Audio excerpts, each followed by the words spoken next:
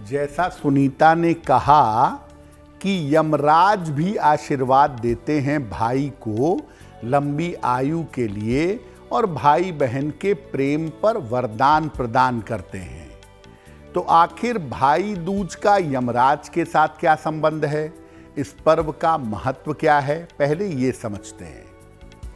देखिए, दीपावली के दूसरे दिन कार्तिक शुक्ल पक्ष की द्वितीया तिथि को भैया दूज का पर्व मनाया जाता है।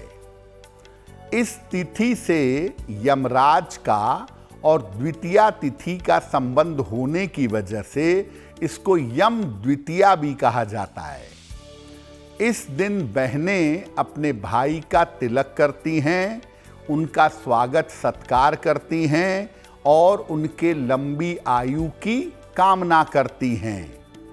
माना जाता है कि जो भाई इस दिन बहन के घर जाकर भोजन ग्रहण करता है और तिलक करवाता है, उसकी अकाल मृत्यु नहीं होती।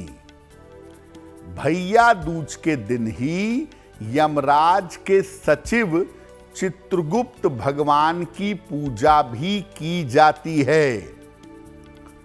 भाई दूज के पर्व पर हुआ ये कि यमराज बहुत दिनों के बाद अपनी बहन यमुना के घर गए, वहां भोजन किया, यमुना से बात की, तो यमुना बड़ी प्रसन्न हुई और उन्होंने यमराज से आश्वासन लिया कि जो भाई इस दिन बहन के घर जाएगा, बहन के हाथों से बना हुआ भोजन करेगा, बहन से तिलक करवाएगा, उसकी अकाल मृत्यु नहीं होगी। और तब से ये पर्व चला आ रहा है। इस बार भाई दूज और चित्रगुप्त पूजन का ये पर्व 23 अक्टूबर को मनाया जा रहा है। 23 अक्टूबर को यम देवता के आशीर्वाद से भाई दूज का पर्व मनाएंगे और यमराज के सचिव चित्रगुप्त भगवान की पूजा की जाएगी। भैया दूज पर तिलक लगाना, पूजा करना एक विशेष प्रक्रिया है जिसको आपको समझना चाहिए। भैया दूज का पर्व मनाएंगे कैसे?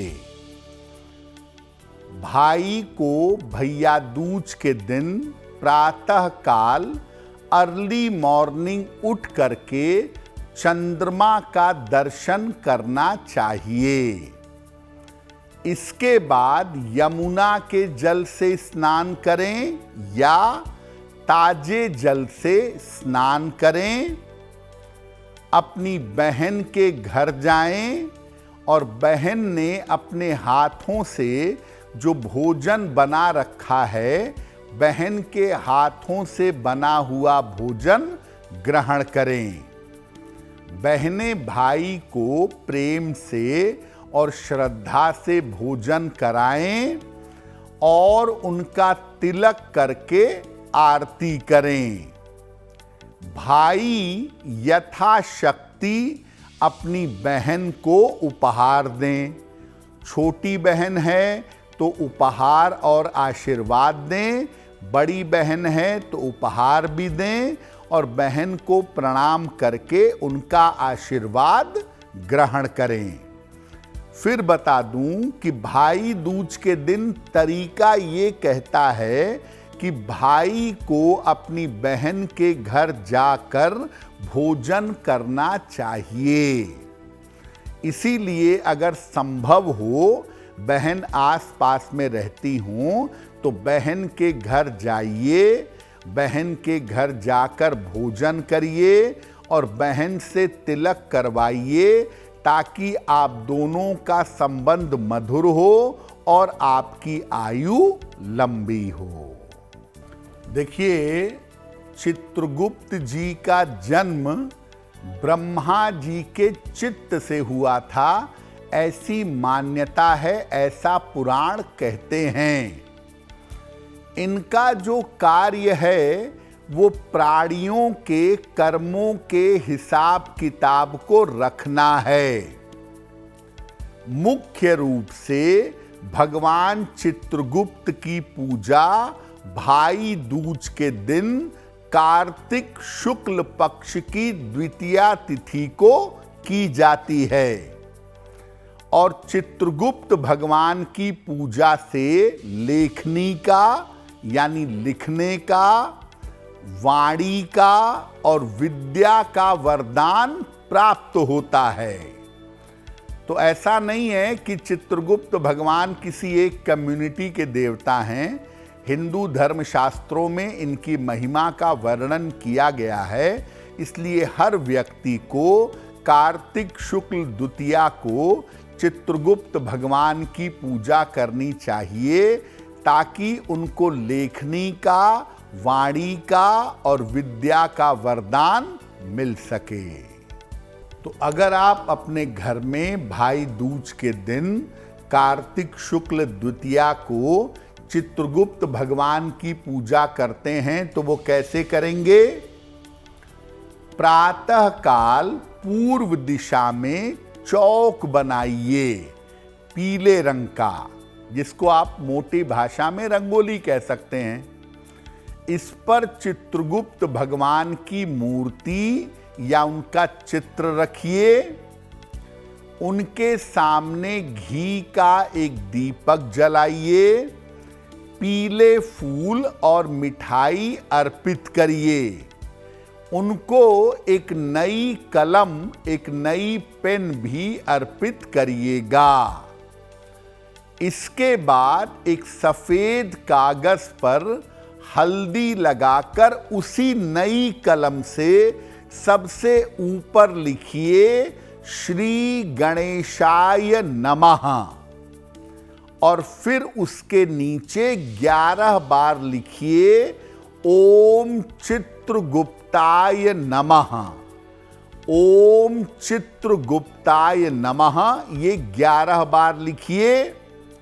भगवान चित्रगुप्त से विद्या, बुद्धि और लेखन का वरदान मांगिए और जो कलम आपने अर्पित की थी, जिससे आपने उनका नाम लिखा था, ये कलम बड़ी चमत्कारी कलम हो जाएगी।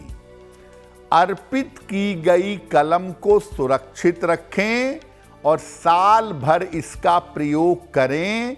इस कलम का प्रयोग करने से आपको लिखने पढ़ने के हर कार्य में सफलता जरूर मिलेगी। सुनीता, 3 मौके ऐसे होते हैं साल में जब यम देवता की पूजा होती है। एक होती है नरक चतुर्दशी पर, यम देवता का दीपक जलता है।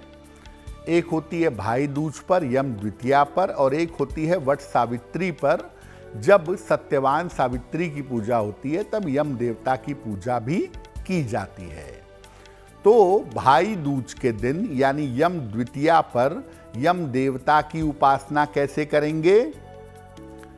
शाम के समय घर के बाहर बाईं तरफ, घर से निकलते समय लेफ्ट साइड में एक छोटे से मिट्टी के कलश में भरकर जल रखिए। इसके ऊपर सरसों के तेल का चौमुखी दीपक जलाइए, यानी उसके मुख पर एक दीपक जलाइए सरसों के तेल का। 2 बातियां होंगी एक दूसरे को क्रॉस करती हुई, इसके चारों सिरे जला दिए जाएंगे। इसके बाद प्रार्थना करें कि घर में रहने वाले सभी लोग दीर्घायु हों और स्वस्थ हों। शाम भर रात भर ये दीपक जलता रहेगा। अगले दिन सुबह जब दीपक शांत हो जाएगा तो प्रातः कलश का जल घर के कोने कोने में छिड़क देंगे। अगर आप इस सरल तरीके से यम देवता के लिए दीपदान करते हैं, उनका आभार व्यक्त करते हैं, तो आपके आयु की रक्षा अवश्य होगी। अब अगर आप ऐसी बहन हैं जिसका भाई नहीं है कोई, तो आप चिंता मत करिए, परमात्मा ही हर रूप में आते हैं जीवन में। भाई हो, बहन हो, संतान हो, माता पिता हो, परमात्मा ही हर रूप में प्रकट होते हैं। तो अगर आपके पास कोई भाई नहीं है तो आप भगवान के जिस स्वरूप की पूजा करती हैं, श्री कृष्ण की, भगवान शिव की, भगवान राम की, हनुमान जी की, आप उन्हीं को भाई मानकर उनका तिलक करें और उनसे प्रार्थना करें कि वो आपके साथ भाई की तरह अपना रिश्ता निभाएं, भाई की तरह आपके साथ बने रहें। इसी तरह से जिन भाइयों की बहनें नहीं हैं, वो माता को, माँ दुर्गा को, माता पार्वती को और विशेषकर मैं कहूँगा माता लक्ष्मी को अपनी बहन बनाएं और उनसे आशीर्वाद लें। उनसे कहें कि एक बहन की तरह वो भाई को आशीर्वाद दें और अपनी कृपा उनके ऊपर बनाए रखें। तो ऐसा अगर आप कर लेते हैं इस पर्व पर, आपके भाई बहन वास्तविक जीवन में नहीं हैं, तो ऐसा करने से भी आप भाई दूज का पर्व मना पाएंगे और उसका लाभ पा सकेंगे। अगर आप मुझसे जुड़ करके अपनी समस्याओं का समाधान चाहते हैं और चाहते हैं कि आपकी समस्याओं को ज्योतिष के माध्यम से सुलझाया जाए, तो आप हमसे संपर्क कर सकते हैं, जुड़ सकते हैं एस्ट्रो तक पर।